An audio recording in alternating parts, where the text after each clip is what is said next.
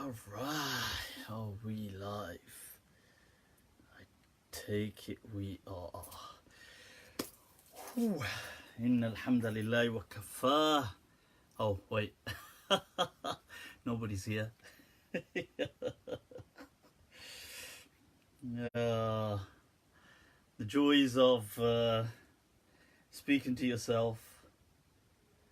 Just share this. Un momento. Share it from this phone. Look at that. It's right. Come on. You know when your phone starts freezing, is that the time that the network or the company is trying to tell you that you need to buy the new model? Let me just see. Un momento. Espárame right now.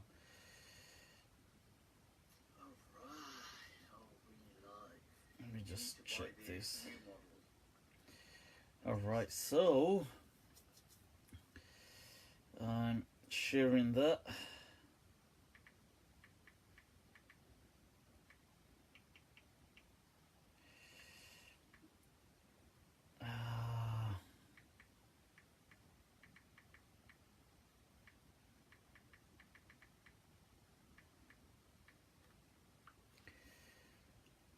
Alright, so Inna alhamdulillah wa kafah wa salatu wa salamu ala rasulih al-Mustafa wa ala ibadihi alladhina irtada wa man bihudahum ihtada wa bi athari ahli al-Madinah iqtafa wa ba'd. People, fa salamullahi alaykum, ahlan wa sahlan bikum, marhaban, Juan Ying Leicester, bienvenidos a todos. People, and of course, swagatam. Alright, salam from Scotland, doing it. What is the topic? There are a few topics. As always, people, there are a few topics on tonight. I will be looking at also how we address stories from the Quran. That's one thing I'd like to look at.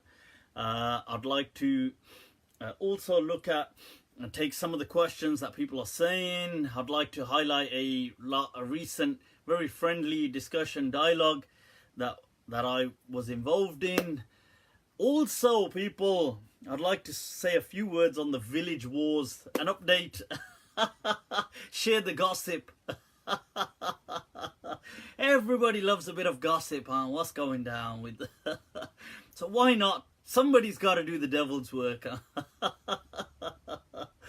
Right, so that's something we'll share a bit about a little later on the village wars between Asrar and what's his name, the Usman, the Deobandis from up north. So what's the latest on that? It's always it's good to kind of take out some popcorn time to time. Right, so what's going on? Mu'adh is online. Ayub, ahlan wa sahlan bikum. It's dhikr night on Mufti Abu Layth, Monday session, Al-Mawlid. It's Al-Mawlid, isn't it? Alright. Osama is in the house, people. Alright. Rash, Riz, ahlan wa sahlan bikum. People, as you're tuning in, click like, click share. I need not go through the protocol with you guys for your allegiance, for the deviation. There you go. Click like, click share, that's it. Let the world know of your rebellious state. That's what I'm talking about. So what else is going down, people? Last week we had Momo is live. Right, so somebody said, Rash saying happy Mawlid. Alright, Momo is in the house. Saima, ahlan wa sahlan. Khalil, Hafid, alright. Well, people are tuning in. Last week was the centenary, the 100th show, people. So we did it live from the Ark. It was actually, it was great fun, actually. I thoroughly enjoyed it, I must say. And I thought to myself, you know what? This is actually quite fun. We might do maybe maybe we might do once a month live from the Ark. So that would be, it'd be fun, it'd be interesting. And it's good to meet people, you know, it's good to, sometimes you see people like this. Maj there just said, Assalamu alaikum. Now, some of you guys, Facebook faces, for all I know, your computer algorithms, you have no reality. But, you know, when I have an actual show and you turn up, it's like, what the hell? But it was great last week, meeting a lot of the guys, some people coming from around the Midlands, different places, Coventry, and not sure where they came from, but they turned up, so shukran. As always, it was, you know, un placer, it was a pleasure, mucho gusto, right? So, inshallah. Right, Dante, Riz saying, nah, I'm real. Well, دع ما ادعته النصارى في نبيهم واحكم بما شئت مدحا فيه واحتكمي. Alright, the Qasida Burda, can you start at 9 p.m? I suppose. No, the actual live sessions, that, as in, these are live as well, but the one I did turning up at the Ark, that was about 8:30 or something like that, it began. Right, that would be awesome. Right, so people, what's going on? Luxurious Luton. Yes, salam. Luton. The only thing I was going to say the only thing good about Luton, well, what is using the airport from there. That's it's like a smooth drive down, and that's it. That's the right. Osma had turned up. Right, ahlan wa sahlan wa marhaban, but she was the only woman there in the live, so yep, you do need more women to turn up. I think sometimes it's the timings that we host these things at, and then, to be fair, I only gave like I think 2 days notice or something, and still, I mean, a lot of people turned up. I didn't expect people to turn up like that. And yeah, so of course men and women all welcome, but I think also women ain't sometimes so used to going to Islamic events like this, or maybe they just go to the very strict kind of, I don't know what people. Nevertheless, Hussein El Zami says, Salam Haji. Lastu bi Haji. I'm not a Haji, but I've done Umrah. Right, that's why I don't want to be the only one there. Well, people, I'm sure you won't be. Right, so nevertheless, let's get back to some of your questions. What's been going on? What is the latest? What's the latest? You know, the latest. The Castoria, that kind of, what's the latest going down? Well, the UK is in a bit of a mess, as everybody's aware of, and I just can't understand why on earth the government doesn't just offer another goddamn second referendum. Get this thing on the table, get the UK back in the EU. I just can't understand that. So that's obviously some crazy stuff going on. What else, people? What else? Those of you that didn't know, it was Jaun Elia, Hazrat Jaun Elia, the legendary poet.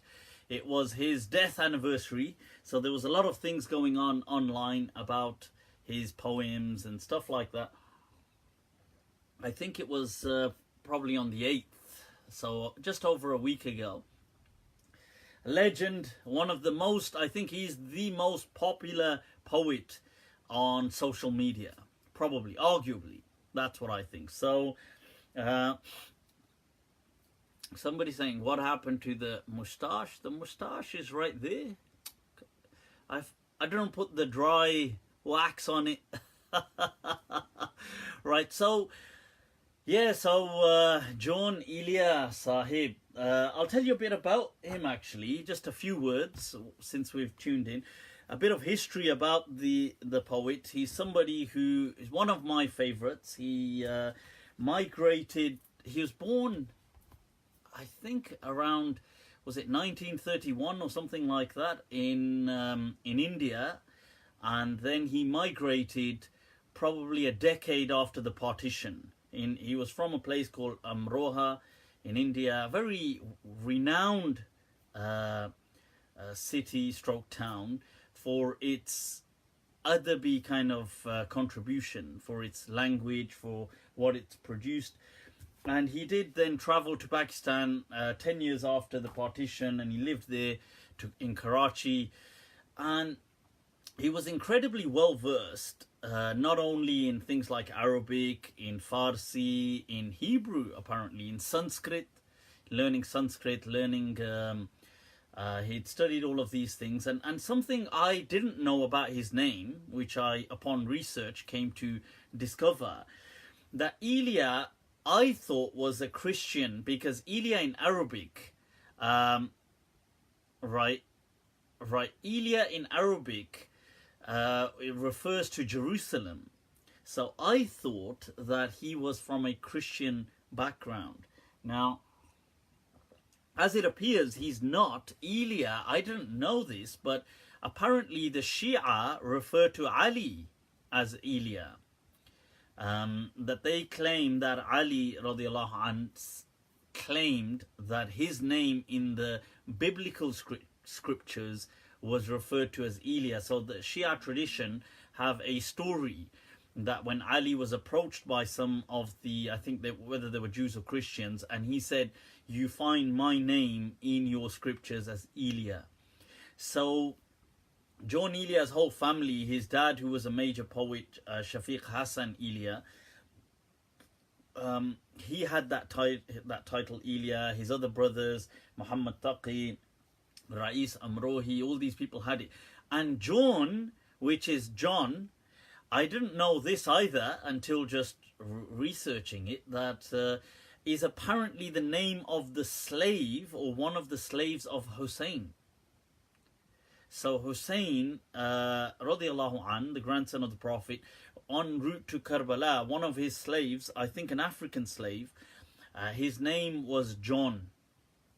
So Jaun Elia. So like in that sense, like that, John, the slave of Ali, like that.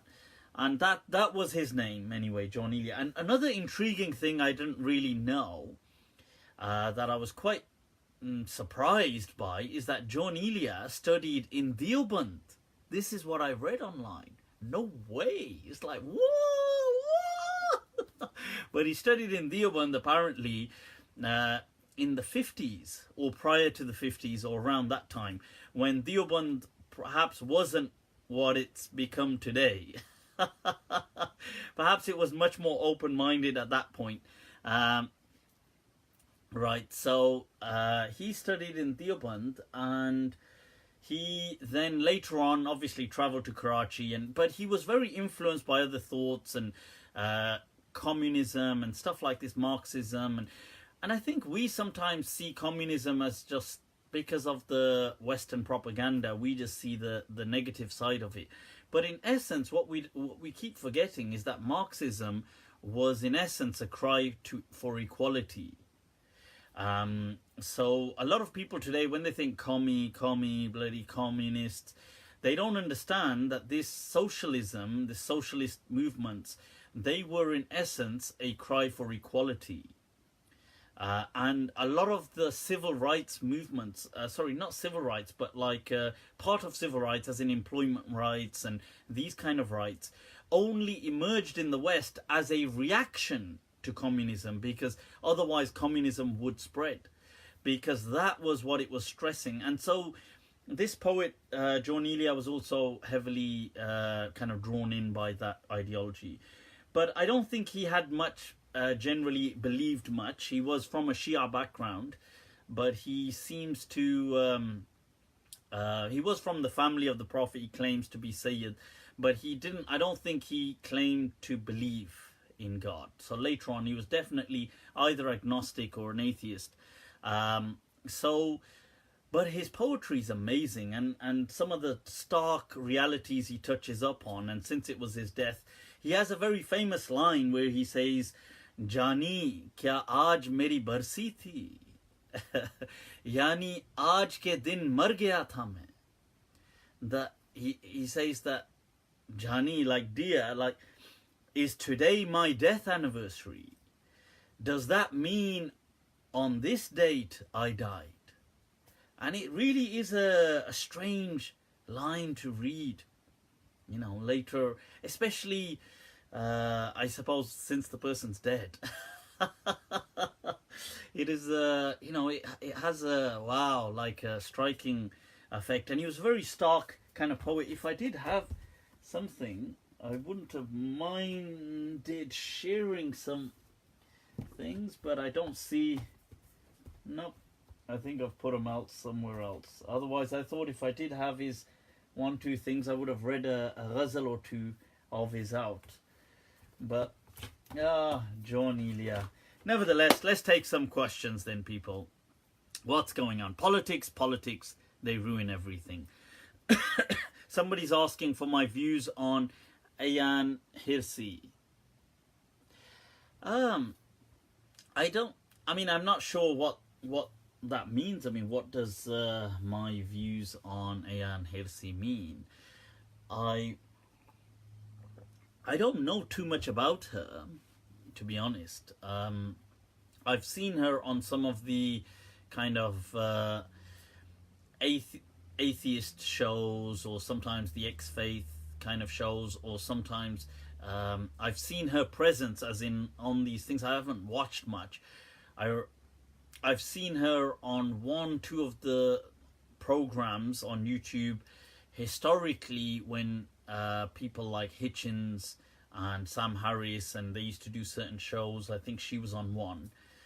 And on that, she often was just speaking about things like FGM, female genital mutilation, and she was speaking about the kind of atrocities, I think, in Somalia or places like this.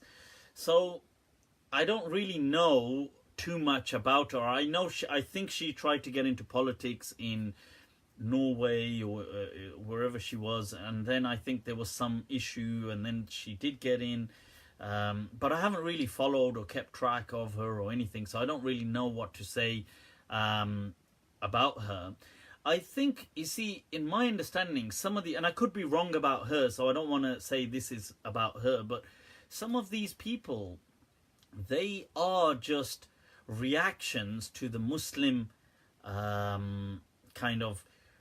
to the Muslim phenomenon. Like, so Muslims, sometimes we become nutcases and do stupid stuff, and then people hate it and they react, and then they hate the faith because, you know, because we're doing stupid stuff. So I don't like people doing FGM, mutilating, you know, the genitals of girls and stuff like this is stupid. I mean, it's beyond stupid. It's a monstrosity. Now, why the Muslim communities were not up in arms? Why nobody, frankly, let's just be honest, Muslims don't really care. The Muslim world, anyway. Not Muslims, but the Muslim world doesn't care about this kind of stuff. You know, like when I say that, like, I'm sure the majority of the Muslims do not practice FGM. Right, so just to get that very clear, that it's not an Islamic concept per se. Although some Muslim countries do practice it. I think part of Somalia probably did, and I know some countries in Africa do, and I think some of them happen to be Muslim and non-Muslims who share that kind of horrific heritage, if you like. And then some other Muslim countries like Malaysia and Indonesia, they practice FGM. Now, you see, the question with this is that although most Muslims, when asked about what in Arabic they call khafad, like female circumcision, most Muslims reject it and say it has no basis in the Quran or Sunnah. Yet they didn't make a fuss about this stuff. They just don't seem to care. Like, as in, we're not doing it. They would say, we're not doing it. You know, if this country does it, we don't really care. I think that's a really, I think that is the problem, you see, because those people who are doing it are using, the Muslims who are doing it are using Islam to justify it. So they're saying they believe there's a hadith, they believe that this was a practice of Islam, they believe the Shafi'i madhab encourages this to happen, hence the Malaysians and the Indonesians who are Shafi'i practice it. So people they ought to have a responsibility to condemn it. They ought to send delegations and deal with this, but they don't. So the only countries that deal with it are the Western countries. And then people just hate on the Western. It's a vicious kind of circle. So yeah, so that's what's going on. I've met people doing dawah. Well, good for you, John Fisher. Good for you. Right, so people, let me share an interesting visit I undertook yesterday. So we were invited by why are you coming fast? Why are you coming fast? Right, so we are invited. I was invited to visit a Sheikh al-Hadith in Leicester yesterday. A great, very respectable person, great akhlaq, great character, Sheikh Idris Falahi, or Molana Idris Falahi. He's a senior Sheikh al-Hadith. He teaches Bukhari in one of the senior madrasas in Leicester. And he's been doing so for many years. He's considered senior to a lot of the Deobandi scholars, especially in Leicester. So I was invited to his house yesterday with a few other scholars there, and it was an awesome evening, I have to say. He was incredibly, and it was by courtesy of his son Sheikh Uwais, and it was an amazing evening really, because quite often the way I am, many people, because of my views, like let's say certain Deobandis or certain, they could be Brailwi, whoever, they will not want to, they'll be like, no, this guy, devil. They don't want to engage. So he was very,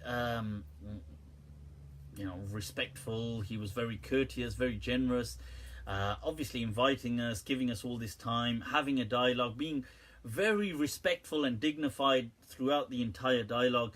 It was predominantly in Urdu, and we spoke on so many issues, things to do with ethics, things to do with revelation, how it's perceived, things to do with the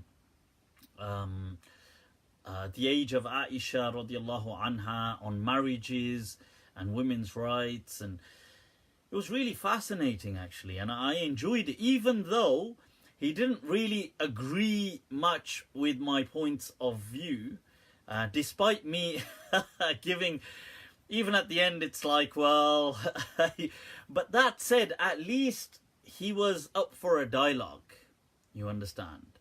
So he was at least up for a dialogue. He was at least prepared to listen and engage the things that we, these concerns, and I just found that amazing in itself. I believe that maybe Sheikh Riyadh al-Haq was due to attend, but he couldn't.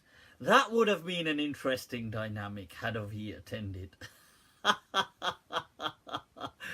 Oh, that would have been interesting. But maybe another time with Sheikh Riyadh al-Haq, Hazrat. So I have to say, I was saying this, those of you that know Sheikh Riyadh al-Haq, Sheikh Riyadh al-Haq, I think, is definitely, if you take the Deobandi, you could even take the Brailvis as well. Brailvis and Deobandis. Now, generally, he was probably one of the first and foremost scholars in the UK to be incredibly well-spoken.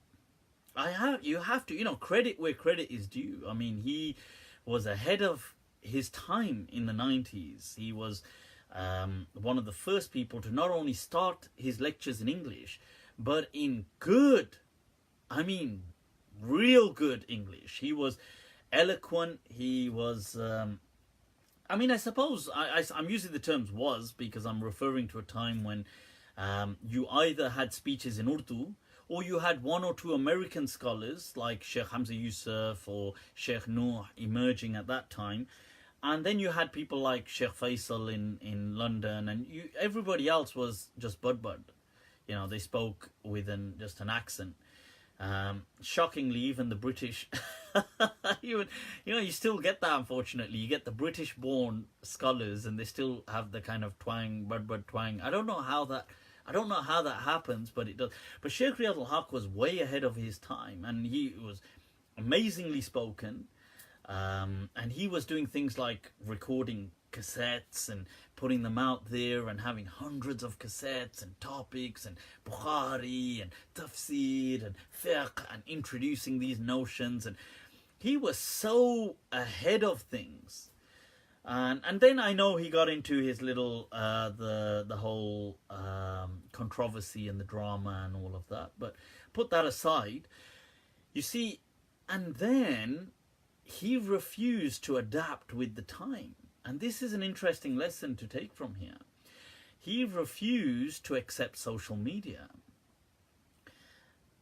And he just pretty much just withered away. And, and all these other people rose. And now, although Sheikh Riyadh al-Haq does try to make one or two social media clips, but it's doesn't amount to anything, because there's so many things now. But what I'm trying to say is that the lesson you can take from this is that it is important to always be with the time and to adapt with the time.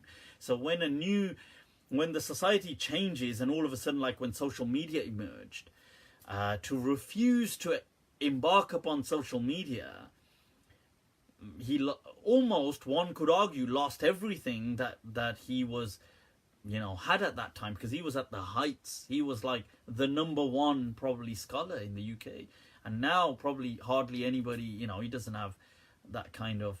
But yeah, that was just my thoughts for the Sheikh Riyadh al-Haq fans, and obviously we're fans as well. Much love to the Sheikh. Right, so what else is going on, people? What else is going on? Dawah people on YouTube don't support Abu Layth. What is the difference between the two groups? John Fisher? Who is John Fisher? Is that like a spam name, or is that an ex-Christian? I grew up thinking of God as Father. I often say Father when I pray. Someone told me that is blasphemous as a Muslim, giving God a form. Are we allowed to say Father? Like, if you said Father because of your Christian heritage, generally Muslims wouldn't say Father, generally speaking. So I wouldn't advise Muslims who don't, for example, are just born and raised as Muslims, I wouldn't advise them to start adopting terms that are Christian terms in saying, Our Father who art in heaven. But if you come from that background, and at times you refer to God as Father, there's no real harm in that, because it was your background, and obviously you're still so used to the rhetoric, and you don't. Obviously, everybody knows what you mean by Father, and it is most certain that the ancient prophets and the ancient people did refer to God as Father. It's most certain that they did. And hence they would the Jewish people would refer to themselves as the children of God. And even today, people still do use the term that we are all the children of God. In the Quran, it says, Allah quotes the Jews saying, that nahnu abna'ullahi wa ahibba'u, that we are the beloved and people of God and the children of God. So I think there's no issue from that baggage perspective. So if you say it, you're making dua, you're praying, and you say, "Oh Father, please." I don't think that's a big deal or anything like that. I don't think you've committed blasphemy or you've left the fold of Islam or anything absurd like that.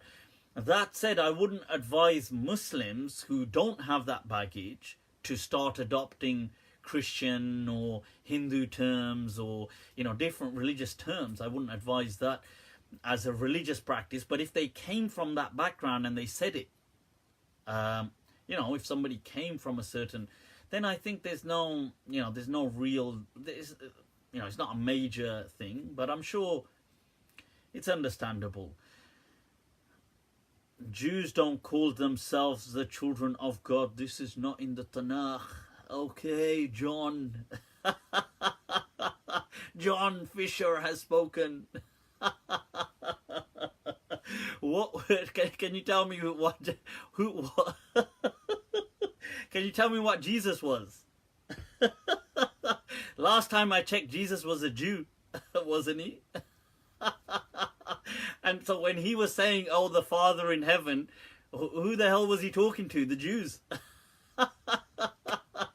So if they never used this term and they never understood what on earth he was on about, so they this is what you call this is what you call too many brain cells unused. Alright, so somebody said he was a Muslim, as in Jesus was a Muslim. Shabash, huh? Unless you mean by that as in he was a prophet of God. Is that what you mean? They said son of God to mean a righteous man. Of course, that's what I mean. Son of God, the sons of God, and these things are meant like they didn't believe, even the Christians didn't believe that Jesus is the actual Son of God. Like as in the actual, like God had, you know, they don't believe that God had some kind of sex with Mary or something like this. They don't, that's dumb thinking. Christians don't believe that. That's just like some Muslims spread sometimes things like this. That's not true. Right, so Jesus was considered to be from the Goyim. Oh, was he? Okay, thanks. Right, Jesus was definitely Jewish, my friend. So, but you have to remember that the tribes of Israel were many tribes coming from the 12 tribes, and at that time the kingdom of Judea, and the whole thing, how it was split and the different. So it was a huge thing. It wasn't a small. They weren't a small people. They were several. I mean, huge quantities. Right. What do you think about Molana Khadim Rizvi? I think Molana Khadim Rizvi Sahib has needs some special psychiatric help. Is someone as articulate as Sheikh Riyadh al-Haq still a rigid Deobandi? I don't really know any Deobandis after Sheikh Riyadh al-Haq that are public speakers that were articulate. I mean, they speak English, and I'm sure many of them speak it fine to a considerable level. Most Deobandis, and even most Brelvi, even British born and raised, still carry accents and a bit of that bud twang to them. I don't know how they get that, considering they've lived in the UK, but then they somehow managed to hold on to it firmly, like the faith. Alhamdulillah. Right, so do we accept Mutawatir hadith if it goes against the Quran? There is no such thing as Mutawatir hadith in its true definition. I have a clip of that on YouTube where I quote Imam Shatibi and explaining these things. The Quran is always given precedence, okay, over isolated narrations of hadith. Do we accept Mutawatir hadith if they go against the three principles of against the reason, against the Quran, against Islamic principles? Well, there is no such thing as a Mutawatir hadith. This is a concept, it's a myth. You see, there's two major myths circulating in the Islamic sciences. It is the myth of ijma', that is the myth of the usuliyin and the fuqaha. They've got their myth, right? So the fuqaha have their myth, which is the myth of ijma', and the muhaddithin have their myth, which is the myth of mutawatir hadith. There is no such thing as mutawatir hadith. And it's absurd, and I would tell you to, because the conditions they give, they refuse to accept those conditions. And so mutawatir would mean, the condition they give is that every chain has exponential growth. So for example, let's just say, and they don't know what number to give it, but they often quote the number 5.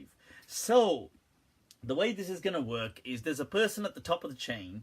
He says something. So in this being a hadith, let's say now, because it could go back to a companion as well technically, but let's treat this just solely as a hadith. So the Prophet sallallahu alaihi wasallam has said something. 5 companions have heard from him. Okay. Now from each one of these, 5 people has to hear. Okay. So you've got 5, and then from each one of those 5, you've got 5, 5, 5. So there's 25 already at this layer. Then from those 25, at least 5 have to hear from each layer of 25. So you can do the maths yourself. And this is how the hadith, and that's just in 3 levels after the Prophet, it's reached that scope. There isn't a single hadith on earth that is like that. Not a single hadith. So what they do is they then keep this definition of exponential growth, but they say that they don't use that when it comes to claiming mutawatir. They say, oh, what we've got 5 different companions from the Prophet, and from them we've got isolated chains coming down. So 5, 5, 5, 5, 5. We're going to call this mutawatir as well. But in our definition, that's not the mutawatir, which is nonsense, because this one that you're claiming is still susceptible to error. And then the funny thing is, check this out. The mutawatir hadith that they claim are mutawatir, most of them, or many of them, are da'if. They're not even sahih. You couldn't make this stuff up if you tried. So the hadith, it's like Suyuti and all these other people claim, they bring books with, here are 200 hadith which are mutawatir. And the majority of them are not even sahih. They're not even deemed acceptable, let alone certain knowledge. That's like the biggest joke there is. And this is why Ibn Hazm ripped this to shreds. That it's such a joke. And the funny thing is that really tawatur was nothing to do with hadith. It was a discussion of theology, that how do we come to know things to be certain. This really crept in slightly with Khatib al-Baghdadi, but then it really comes in with Ibn Salah. And I've mentioned this before, that Ibn Salah, may Allah have mercy on him, the damage he did to Islam. Some people, they do damage by doing a service. So he did a great service to hadith, but with his service, boy, he really did some damage to this ummah. Him, and then after him, Ibn Hajar. So these two, the tag team of Ibn Salah and Ibn Hajar, may Allah have mercy on them. They were great scholars, but they put Islam in the intensive care unit, because the damage they did by pushing this belief of the way everything became about, everything, it was like this it was like this Shafi'ization of the understanding of the deen. Everything became super rigid hadith centered, and they changed. Hadith dogmatism comes from them. I'm sure people before them had it as well, but these guys concretized this whole thing, and people after them just all accepted it. So everything suffered, and hence they started saying stupid stuff. Ibn Salah started saying stuff like, oh, if you get Sahih Muslim and Sahihain, any hadith in Sahihain is now, we consider it to be on the same level as the Quran. It is qat'i. He started to say things like this.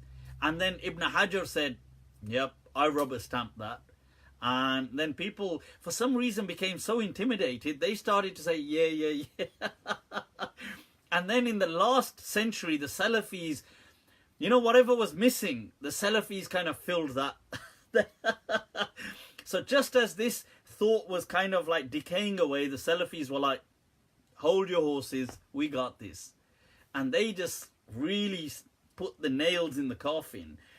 And this deen has really been, it's comatose. It's in a coma because of the service of these scholars like Ibn Hajar and Ibn Salah, who were great scholars. Don't get me wrong, they were great scholars, but their ideas were pious. I'm sure in their own way they were righteous, but they, regardless of being righteous, they were dogmatists, like fanatic dogmatists when it came to how you handle scripture.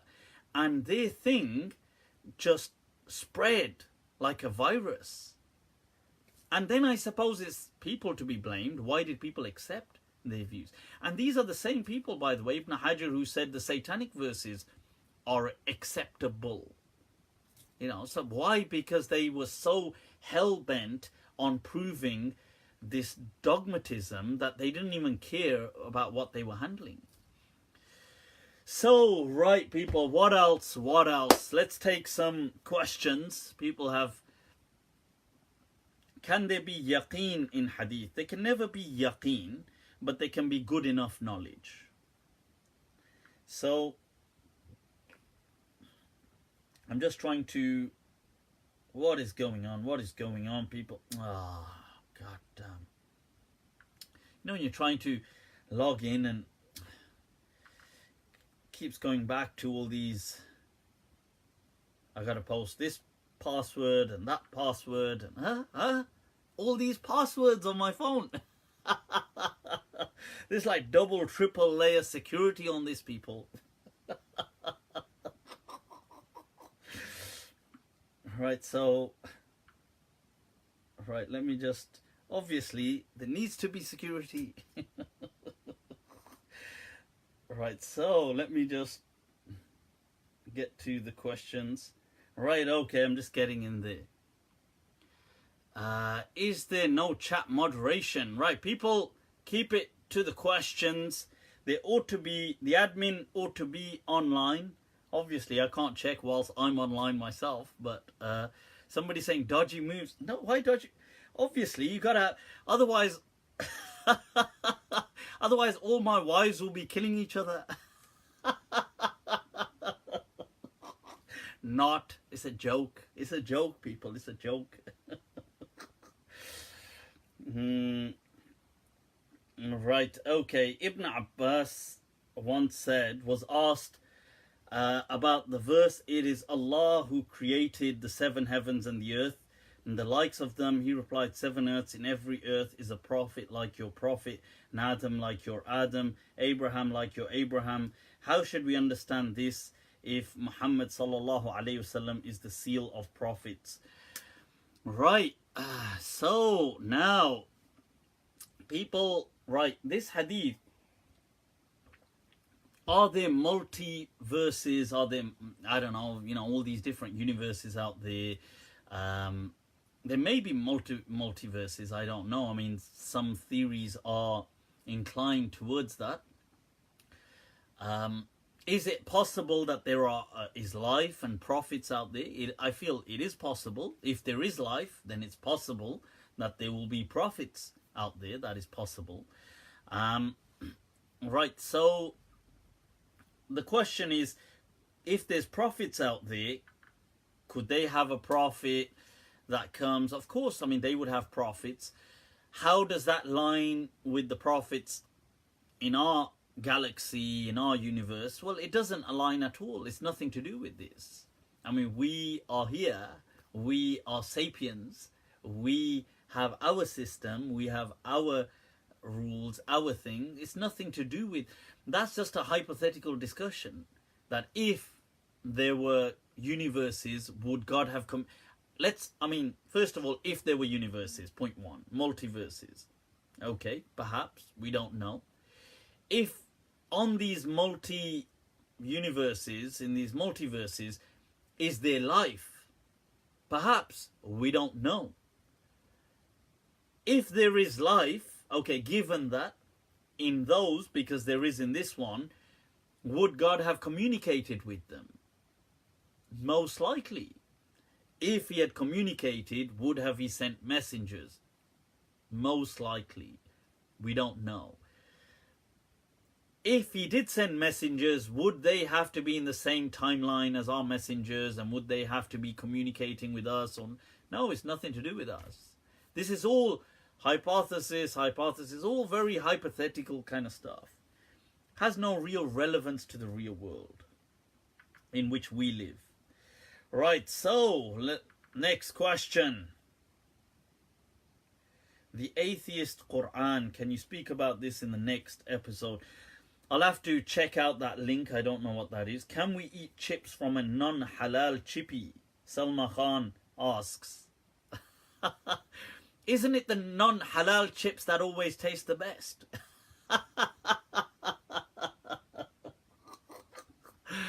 Joke.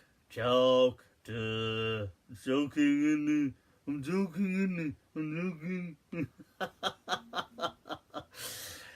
Why is it Muslims weren't given a sense of humor? It's like, I don't know, like, especially the religious people. It's like the moment people become religious, the first thing they lose is their sense of humor. They become like, so you must take the pledge, and from here forth, you must act like an emo. Just be depressed. Just gonna die and burn. We're just gonna die and burn. We're just gonna die and burn. It's like, bro, do you mind toning down your, you're bringing too much spirit to the table here. So we need to tone that down. Right, so what else are we looking at? What's this? Yes, of course we can eat chips from a chippy, regardless of whether they're Muslim or not. And the question here is, let me add to the question. The question here is, what if they use the same oil? Toba, toba, toba, astaghfirullah, toba, astaghfar. Same oil, God forbid. Don't they know better that they ought to have a separate halal oil? So basically what people are asking about is that there is cross-contamination. So they're putting, I don't know, let's say a sausage in, I don't know whether they use the same oil for sausage. People with chip shop knowledge would know better. But I'm assuming they fry other things in there that are not halal. Non-halal meat also is contaminated. I take it this is the question. So in this oil, if things are kind of, I don't know, if they're frying something, there's a chance, a small amount of things maybe in the oil, and when you put chips in there and things like this. Even if they did, like, I know there was a question about, I think, McDonald's, and they said, well, the oil we fry this in, we also fry some other things in there. And we don't use separate oil or something like this. And then there was some question, that means we can't eat fries from McDonald's or from KFC and stuff like this. And the answer, people, the answer, la respuesta,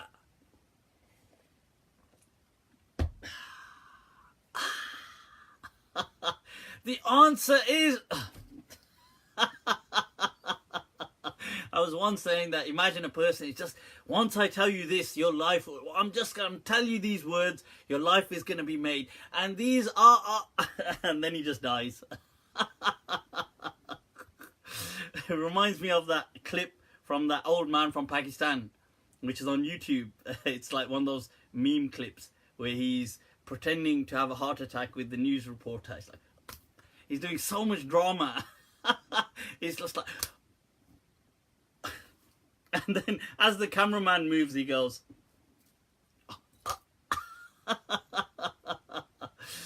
right. So the answer to this is, people, it's okay. even if they did use the oil at times for other things, in my understanding, and I say my understanding, and you know, some of these people say, Astaghfirullah, he's saying in his understanding, I don't want his understanding. Sorry. Astaghfirullah. Astaghfirullah, he's saying his understanding, I want the Quran and Sunnah, any. I need one of those filters, you know, those faces to come on when I do that. So now I say my understanding because I'm trying to be honest with you. I'm trying to be transparent, right? Because ultimately everybody is just presenting their understanding of the Quran and Sunnah. Okay? They're just saying, so when you get these Salafi sheikhs saying, you know, this is what the Quran, this is what the Sunnah says, it's just their understanding. It doesn't necessarily mean that the Sunnah says that. In fact, on most things, it doesn't say that. You know, when they say all these kind of wacko stuff, it's just their understanding. I'm just being honest. I find that a sense of academic integrity to say, look, in my understanding. And they were criticizing me. Why does he say, in my understanding? He ought to say, Allah says in the Quran.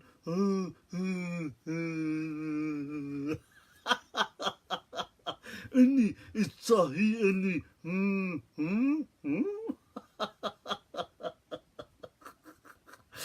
Sorry, am I acting like an inbred?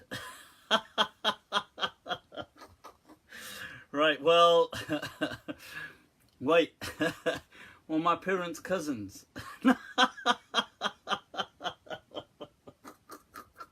They weren't, alhamdulillah. I'll have to verify it now. Dad? Sure, you weren't cousins? Right, so the answer is that, look, these things don't matter. Why? Let me get to it. Look, things like grease or contamination like this, if we in the Quran are told that you can eat from the homes of Ahlul Kitab, you can eat their meat, you can go to their homes and eat their food. And in the time of the Prophet, including the Prophet and the companions, they ate meals prepared by Ahlul Kitab, by Jewish people, or by whoever. But they ate, and Christians, Jews and Christians, companions did eat from Christians, and the Prophet definitely from there's narrations about Jewish invites, but Muslims in whole accept that there is no problem in eating meals prepared by Christians. So let me get this right. If you went to a Christian house 1,000 years ago and he prepared a meal for you, right? How do you think they were washing their utensils? How do you think they were using their oils and the things that they were using? The grease that they used to use to cook food with. How do you think they were? You think really that they had separate utensils just because they invited their Muslim neighbor? Never. Of course they didn't. That's stupid. You think they were using different kind of, we're going to have a different kind of like an oil extract, a greasing agent. We're going to use something different because it was Muslims. No. They were just using the same utensils. And if let's say you've cooked a stew or something, you've cooked pork or in a particular pot, just washing it the way they did, it was certain that it would leave certain flavorings or it would leave a certain amount of grease. It would have left these things. And Muslims were allowed to eat from their homes. So when they cooked beef for Muslims or cooked chicken for Muslims, they were using the same utensils. And the Quran never said, but by the way, you're allowed to eat, but make sure they have a separate utensil. That never happened. So it's common sense. And if you read from the time of the Prophet, their utensils used to flavor things. Hence, there's a hadith in Abu Dawood that the Prophet, one of the utensils for water was a copper utensil, and it would leave a flavor in the water. So, hence from here, the Malikiya, they use this as an evidence to say that water, when it's flavored slightly by things like, let's say you heat it in a particular place, or you do, it has that kind of, I'm using the term flavor, but not in a good way, but it takes on a little taste from the container or the vessel or wherever it's found. That is okay. They say it doesn't contaminate the water. You can still use that water. And one of the dalils they use is the fact that the Prophet's own, one of his vessels for water was made from sufar, and that it would leave a taste. So I mean, this is my this is how I've highlighted that. Look, it's impossible that you do, and that you become obsessive in saying, well, you know, when you cooked my meal, did you use the same butter? Was it the same? You know, was the utensil, I mean, did you remove every speck of grease, or did it contaminate it? And so if that wasn't, you know, the case, then it is definitely halal to consume the food. And the meat of the Christians, it is generally, I mean, if they are Christians, that is, it is deemed halal. That doesn't mean necessarily places like McDonald's or stuff like this, because I don't think in general these are Christian places. But if they were, let's say they were, or wherever, if you were in a place where there were predominantly Christians, actual Christians, then fine. I'm not saying that's what you should rely on, but it isn't haram according to the Quran. Okay, and in fact, it's interesting because Qadi Abu Bakr ibn Arabi, who was the Maliki legend and the great scholar of Muslim Spain over 900 years ago, he would write that, and he gave the fatwa that the Christians don't need to slaughter food the way we slaughter food. Because in his day and age, some of the Christians just started to kind of like snap the neck of chickens. As horrible as that sounds. As horrible as it sounds, it doesn't look that horrible when it's a really tasty burger.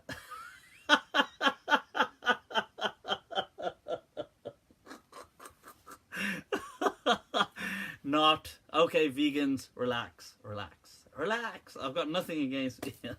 I'm just saying, as horrible as it sounds, but the burger sure as hell tastes so good. It's like, right. So anyway, so the Christians in medieval Europe, when Qadi Abu Bakr ibn Arabi, the Maliki, when Spain was Muslim, and he was from Muslim Spain, and he was a judge and a great scholar of hadith and master of hadith. So in his time, the Christians began to just snap the necks. They never used to, because in the early days they would slaughter as well, and in many places I'm sure they did, and the Jews would slaughter, and they still do, and Muslims would slaughter. But the Christians in Europe in his time started to just like layul unuq, they would just snap the neck of the chickens. So he was asked, can we still eat their meat? Or they would just, or for example, they would just one chop and take the neck off the chicken. He said that so long as it is halal in their deen, we can eat it. And that was a controversial fatwa of Qadi Abu Bakr ibn Arabi. But it was an interesting fatwa, because put the fatwa aside, what I'm more intrigued in is the way he's thinking. You see, because he's thinking that at the end of the day, Allah has said, you know, you can eat from these people. If their understanding develops with the day and age, and they accept that, the church accepts that, then who are we to question their faith? That was his point. And I found it very interesting. So I just thought I'd share that. Did the Prophet protect the pictures of Jesus in the Kaaba? You know, I heard this somewhere. I want to check it up. I'm not sure whether that's a very weak narration. I've got to look into it. I did come across one or two narrations that when the Prophet had the idols removed from the Kaaba, there was the Madonna, the statue of Mary holding the baby Jesus, and that the Prophet didn't destroy that idol. That people say out of kind of, not out of belief, but out of kind of a respect for just not it being an idol, but for the concept of what it was trying to represent. I read this somewhere. It sounded I won't lie, it sounds very odd. And I did think to myself, I'm going to check out the actual chains and things like this. But as with life, I got distracted. So I didn't get round to it. So perhaps... right, so I will look into that, inshallah. Right, so what else is going on, people? What else? What's this? Shall we take a look at this Sulaiman alayhi salam and the story of the throne of Bilqis? Right, so people, the throne of Bilqis, the queen of Sheba. All right, people, all right. So what is all of this about, and why am I even speaking about these stories? So I want to use part of this story, the throne of the queen of Sheba, and I want to really touch a greater discourse, and that is, how do we handle stories in the Quran? How do we engage, is a better word, with stories in the Quran?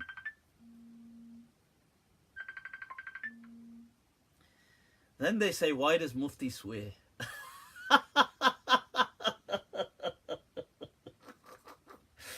That's a joke, people. It's a joke. All right, so I can't believe somebody from Facebook is trying to bloody call me whilst I'm on Facebook Live. God damn it. Why do we have to have a disproportionate number of retards in this ummah? It's just unfair. It's not fair. Why do non-Muslims get all the clever people, or they get normal people, and we get a disproportionate number of challenged? Anyway, so, right, sorry. Let me return to where I was. How do we engage with the stories in the Quran? Because I think there's many ways to engage with stories. Okay. Now, storytelling is one of the greatest of human arts, really. It is solely a human trait. And it is something we have been doing since the cognitive revolution, right? So human beings have this unique gift to be able to tell stories and bring to life lessons through those stories, and also relate actual stories and accounts as well. And this has been the means for information for so long, for millennia on end. Now, right, okay, so there's certain ways when we approach the Quran, and there's loads of stories in the Quran, stories about Moses, about prophets, especially about Adam, about Jesus, about Abraham, about Sulaiman alayhi salam, about Dawood, about all these amazing, beautiful, intense sometimes stories in the Quran, and how do we engage with them? So at one layer, there is the level of where we're intrigued, and that's good. So we read it as a story. So if people read, that Allah is telling, like, نَحْنُ نَقُصُّ عَلَيْكَ أَحْسَنَ الْقَصَصِ, the best of things to be relayed, and the story of Joseph and his suffering and how he rises to power, and that's an amazing story as a narrative, for example. Then we can extract lessons from this. That's amazing as well. And these are all definitely things which I advise and promote. So we could read the story of Joseph, of Yusuf alayhi salam, and we could learn about suffering, about consequences, about how Allah has a greater plan, how things unfold, all of these things, and we can learn about that. And that's things we should do. The other then comes the layer that some of these stories have been mentioned in ways at times that suggest, I'm using the word here, suggest. They don't usually explicitly say so, but they tend to suggest a very supernatural thing to them. How do we go about, what do we do once we read these super suggested? We infer, so it can imply and we can infer. Yeah, so we infer from its almost supernatural powers and events, and how do we respond to that? How do we engage that? One way of engaging it is to say, well, that means these people all had superpowers. Like in myths, for example, mythologies. Like we could take the story of the ancient Greek kind of people of Zeus, for example, and I was relaying a story the other day about Prometheus, and how Prometheus is the person who fashions man. He creates man, and he's tasked to do that, and he has this affinity with man. And then the gods get upset with, they feel kind of like they've been done over by Prometheus, so they take away fire from man, and Prometheus, he goes and he steals fire and gives it back to man. He redeems it for them, and then he is punished. He's punished in a very painful kind of way, where something comes and eats at his liver every day, and this carries on for an eternity until he is then saved by part man, I believe, if it's Heracles or whoever it is that comes and saves him. Now this is a story, it's a kind of myth, okay? And man, I was saying this the other day, that man is then, you see, because man is kind of lonely, he is sent Pandora, the woman.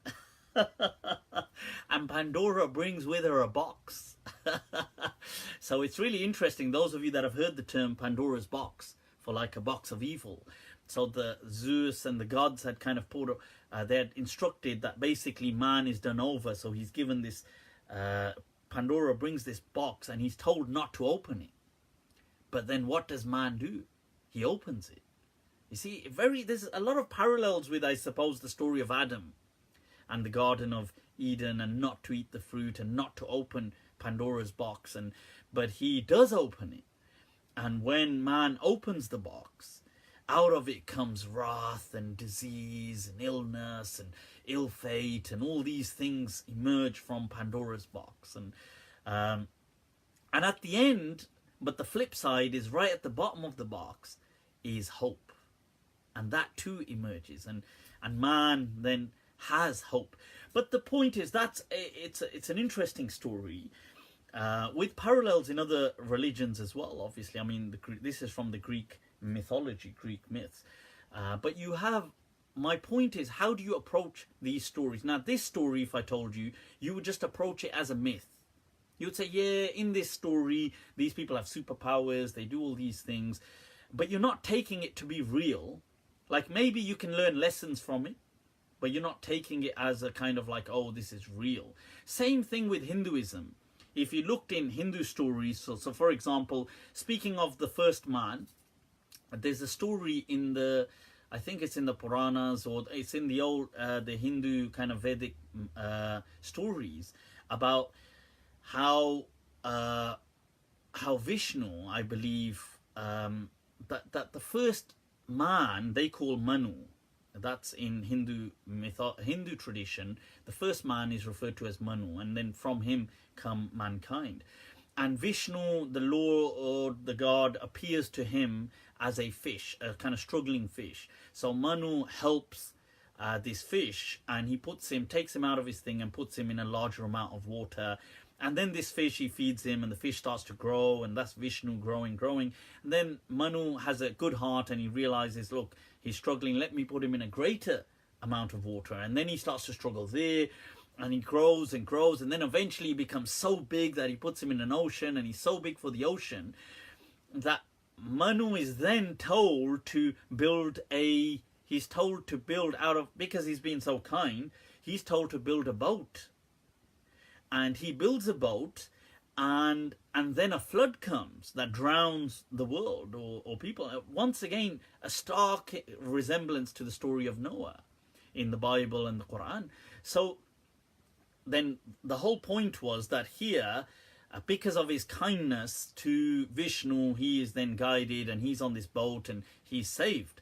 And then from him come mankind.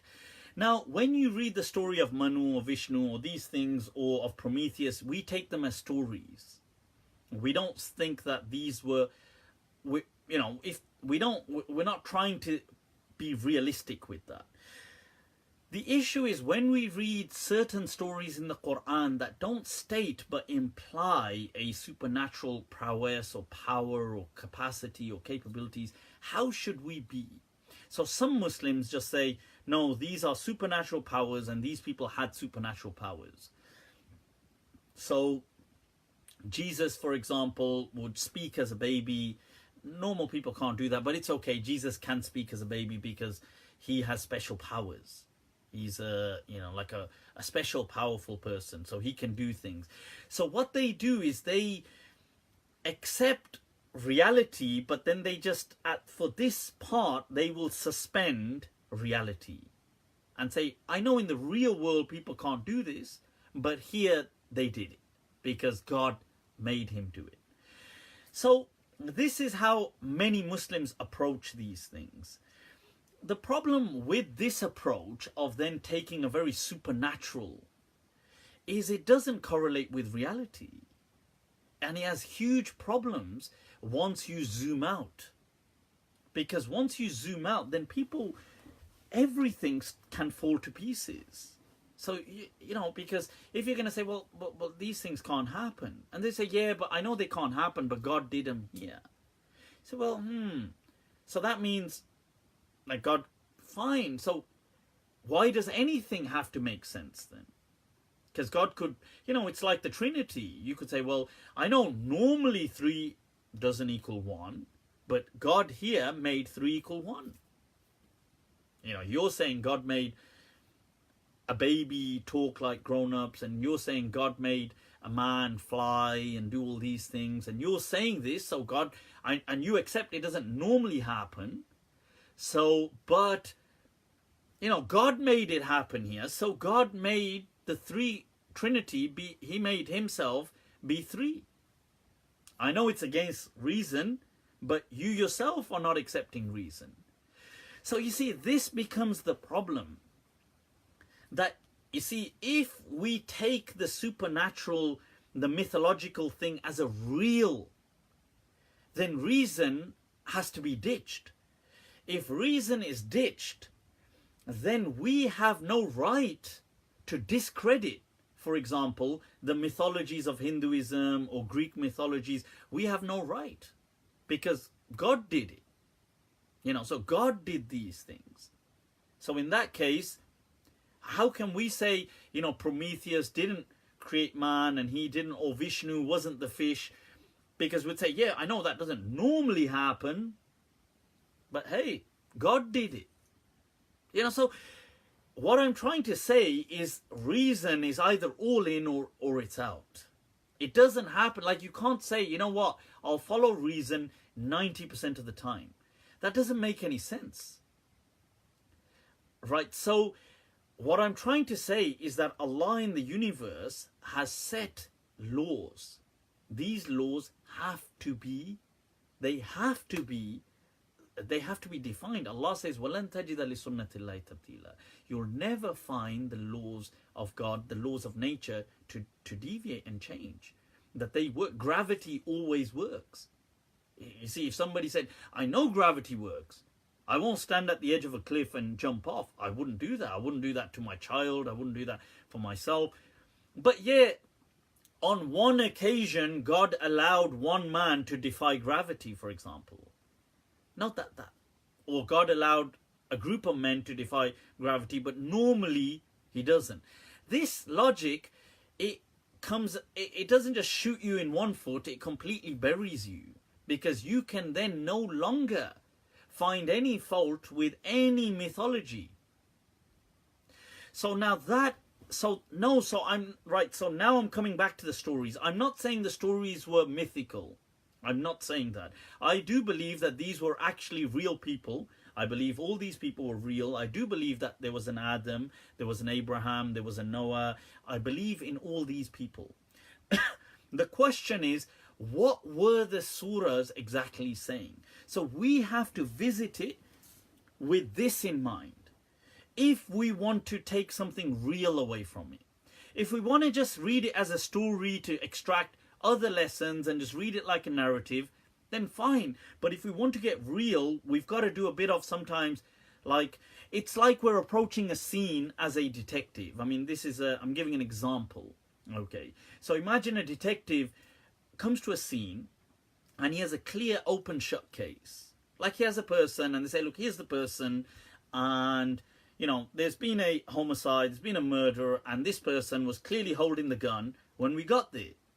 And it's a clear open shut case. But the problem is there is no motive. And in fact, it's too convenient. The whole thing is way too convenient.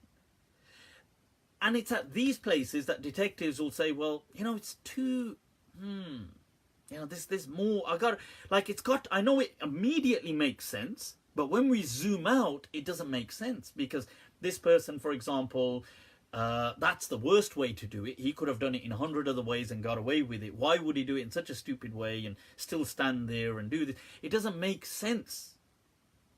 So this, in a similar way, that kind of thinking cap has to be applied with these surahs, that yes, we can just read them like this and say superpowers, supernatural stuff, doesn't matter. But when we zoom out, there's a problem. It doesn't make sense like that. Okay, so let's take a look at, for example, the story of the throne of the Queen of Sheba. So, A'udhu billahi minash shaitanir rajim. Now, in this story, it's actually very interesting. But I won't go through the whole story thing, but I'll focus on the verses to do with the throne of the Queen of Sheba. Now, the Quran doesn't mention her name, but Muslim sources generally say her name was Bilqis. Allahu A'lam, but she was the Queen of Sheba. But one of the things that is interesting is how the Quran portrays her as a woman of immense power, beneath whom the administration and the ministers are all men. Now, the Quran does not rebuke her in any sense for that power. This is an interesting lesson to be taken from that story. So when Hudhud says, Inni wajadtu imra'atan tamlikuhum, that I found a woman that owned them. She owned these people. They were her subjects. Wa utiyat min kulli shay, and she has been given everything. وَلَهَا عَرْشٌ عَظِيمٌ. And above all, what stood out for me was her majestic throne. So this is an amazing kind of an account of a woman with great, immense power being told to Solomon. Now, Sulaiman alayhi salam held one of the most powerful kingdoms in his time on earth.